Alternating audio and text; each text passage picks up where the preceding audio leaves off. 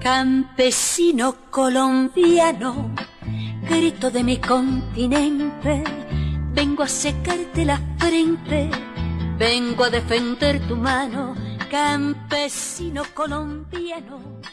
Muy buenos días, un cordial saludo a toda la audiencia de la Agencia Prensa Rural.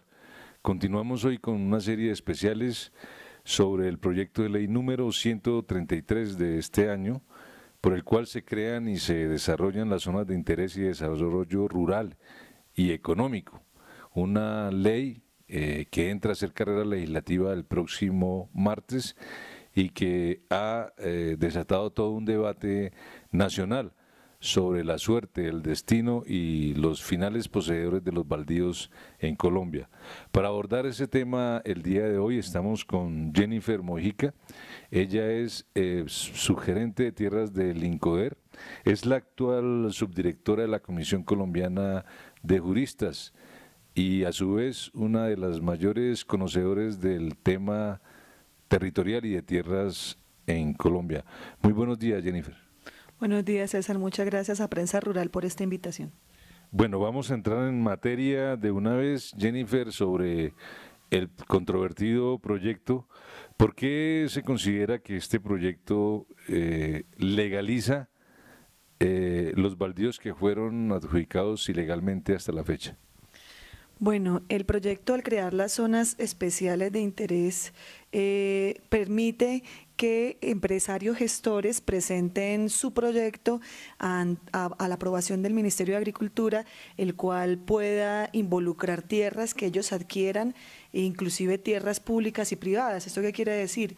Que las empresas que han acumulado tierras, lo cual es ilegal hasta hoy en día, puedan, a partir de la aprobación de esta ley, aportar esas acumulaciones ilegales, lavándoles la cara y dejando finalmente saneados los negocios que hicieron de manera ilegítima e ilegal. Esto implica realmente una violación a la necesidad de la distribución de tierras en Colombia, implica un hecho de sacramentar algo que ha sido establecido en contravía de la ley, como fueron, por ejemplo, casos muy famosos como el de Río Paila, Castilla, donde hubo participación del ex embajador Urrutia, o casos como los de Cargill, o casos como los que denunció la misma Contraloría en la Altillanura a principios de este año, donde están involucrados familiares de varios ministros y exministros del mismo sector de agricultura. Usted ha manifestado que este proyecto de ley tiene un alto riesgo de configurar despojo de tierras en Colombia. ¿Por qué lo considera así? El proyecto establece que el empresario que se postule para la aprobación de un proyecto de estos especiales pueda hacer una definición del proyecto en un ámbito territorial donde se lo puedan aprobar. En ese ámbito territorial, una vez se apruebe el proyecto, quienes se encuentren dentro de esa zona territorial tienen dos opciones: o se acogen a la alianza productiva que les plantea el empresario gestor, o venden al empresario gestor. Esto pone en enorme situación de riesgo a las personas y a los campesinos que habitan en esos predios, puesto que no tienen chance de oponerse al desarrollo agroindustrial de gran escala que se pone allí. Esto es mucho más gravoso en el caso de los ocupantes de baldíos, que son la mayoría de los campesinos. Las cifras que sacó el Departamento Nacional de Planeación ayer hablaba que el 63% de los campesinos en Colombia no tienen propiedades. Esto quiere decir que están gran parte de ellos sobre baldíos. En el caso de baldíos, si el empresario gestor formula un proyecto que involucra predios que son baldíos, no se les prefiere para la titulación a los campesinos, sino se les dará en concesión o arrendamiento sin condiciones alguna a esos empresarios, quedando así los ocupantes de baldíos totalmente desprotegidos. ¿Cómo se llevaría a cabo una eventual usurpación de baldíos ateniéndonos a los términos de esta ley? Bueno, desde el año 1936 en Colombia la legislación agraria estableció mecanismos para la identificación, clarificación y recuperación de los baldíos que son de la nación. Estos mecanismos y en estas zonas de interés de desarrollo económico y social quedarían realmente anulados, porque básicamente los baldíos que están en estas zonas y que estén involucrados dentro de los proyectos que formulen los empresarios gestores van a ser baldíos destinados a esos empresarios gestores. No va a pretender la nación recuperarlos, sino por el contrario legalizarlos en esas manos. Entonces yo no me imagino qué va a pasar con los procesos que allí a trancas o muchas ha venido adelantando, por ejemplo, el INCODER. Me parece que a partir de la aprobación de esta ley, muchos de esos procedimientos que están versando sobre baldíos, que están hoy en día acaparados o mal acumulados por parte de empresarios o de multinacionales que no tienen derecho a ellos, pues van a sacramentar su derecho y van a quedarse con ellos. Esto ocasionará o agravará mayor aún el problema de la usurpación de los baldíos, lo cual es grave, porque los baldíos son de la nación y para un fin fundamental, que es la dotación de tierras a población campesina o étnica, no para ningún otro fin. El proyecto de ley busca justificarse bajo una eventual mejora en temas de productividad. Hablan de un supuesto modelo de desarrollo rural para beneficiar la vida de los campesinos. Y se habla de toda una propuesta de asociatividad. Usted ha hablado de las alianzas productivas asimétricas. ¿Cómo es que las comprende este proyecto de ley? Bueno, este proyecto de ley, vale la pena decirlo, es el quinto esfuerzo que ha hecho el gobierno del presidente Santos por tumbar la unidad agrícola familiar como la medida que limita la posibilidad de concentración de tierras en Colombia. Ya en un primer intento se ha logrado a través del primer plan de desarrollo aprobar unos proyectos especiales de desarrollo agropecuario y forestal que pretendían también establecer alianzas en donde supuestamente un gran empresario apalanca el negocio productivo de pequeños que se asocian a él. Esto realmente en la práctica lo que hace es establecer una especie de parcería del siglo XXI en la cual el campesino que supuestamente está en la alianza realmente termina es sometido a las condiciones que le impone el gran empresario. Y esto ya lo había dicho la Corte Constitucional. La Corte declaró inconstitucional esta figura del plan de desarrollo que en su primer intento Santos había logrado aprobar en el Congreso, y la Corte había establecido que estas alianzas en donde se involucran a pequeños campesinos, si no toman unas medidas diferentes que garanticen la protección real de los campesinos que están participando en las alianzas, lo que significa es realmente una adhesión o una adherencia o un sometimiento a las condiciones que le impone el grande. Pretender, por ejemplo, que el empresario gestor sea el que le venda la tierra al campesino al precio que quiera, obviamente, el que le gestione los créditos ante las entidades financieras, o sea, además de hacerle comprar, lo endeuda. El empresario es el que le hace la asistencia técnica y le presta todo tipo de servicios e insumos agrícolas, o sea que también lo sigue endeudando. Pretender que este tipo, y además el empresario, que también lo establece el proyecto de ley, es el que le compra. O sea, que el empresario también fija las condiciones de precio en las cuales compra. Y obviamente si el producto cae de precio, pues el que va a perder no va a ser el empresario, sino el campesino que le tiene que vender. Estas condiciones realmente no garantizan una protección debida de la población campesina que va a ser sometida a este proyecto, sino por el contrario realmente hacen es que el campesino termine como un jornalero de su propia tierra, como un jornalero de su propio territorio, pero sin la posibilidad de acceso a una reforma agraria o una distribución equitativa de los recursos.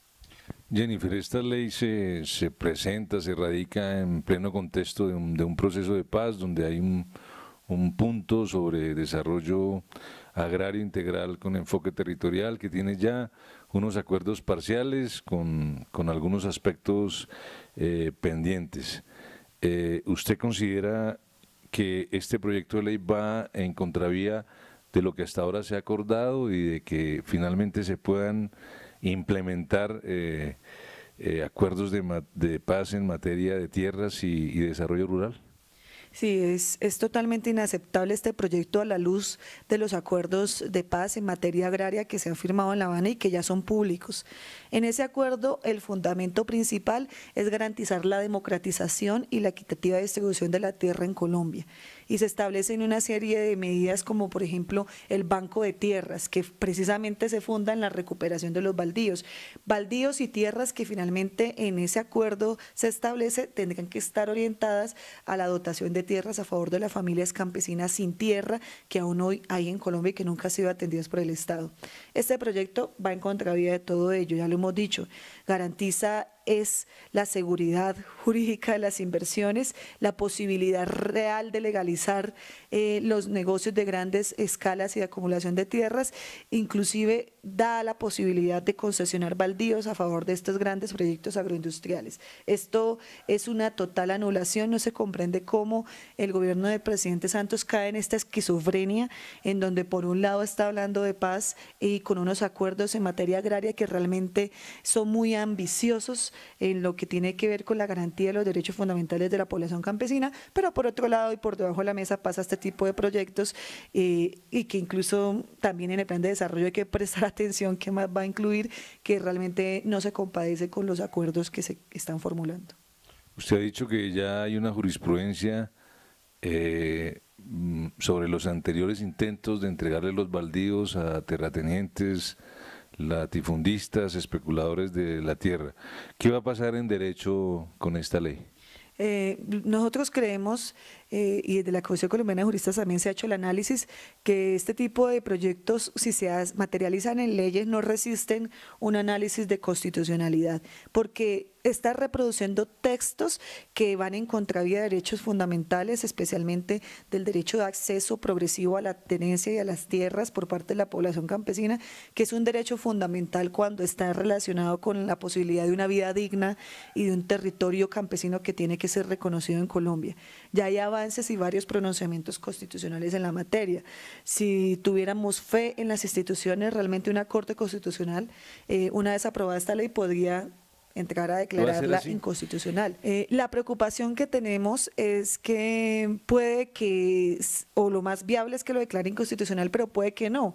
Pero aun cuando lo declare inconstitucional, se corre el riesgo de que mientras esta ley, si se aprueba, tenga vigencia y hasta tanto no sea declarada inconstitucional, pues surta efectos legalizando totalmente el acaparamiento de tierras que se hicieron por los grandes desarrollos agroindustriales a través de acciones ilegales, inescrupulosas, fraudulentas e inclusive a través del despojo y violencia armada.